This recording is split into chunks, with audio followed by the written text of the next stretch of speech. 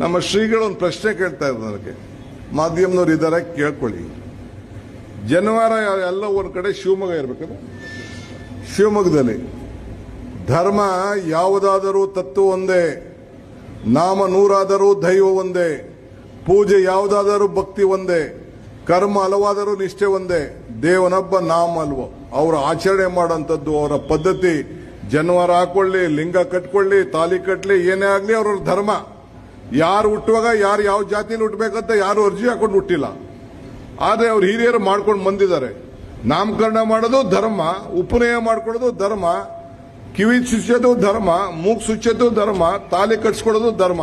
ಕೊನೆಗೆ ನನ್ನ ಧರ್ಮನೇ ಬೇಡ ಅಂತ ಕೆಲವರು ವಾದ ಮಾಡ್ತಾರೆ. ಅವನ್ ಸತ್ತ ಮೇಲೆ ಅವನ್ನ ಉಣ್ಬೇಕು ಇಲ್ಲ ಅಂದ್ರೆ ಸುಡಬೇಕು ಅನ್ನೋ ತೀರ್ಮಾನ ಧರ್ಮ. ಧರ್ಮ ಬಿಟ್ಟು ಯಾರು ಮಾಡ್ಲಿಕ್ಕೆ ಸಾಧ್ಯ ಇಲ್ಲ.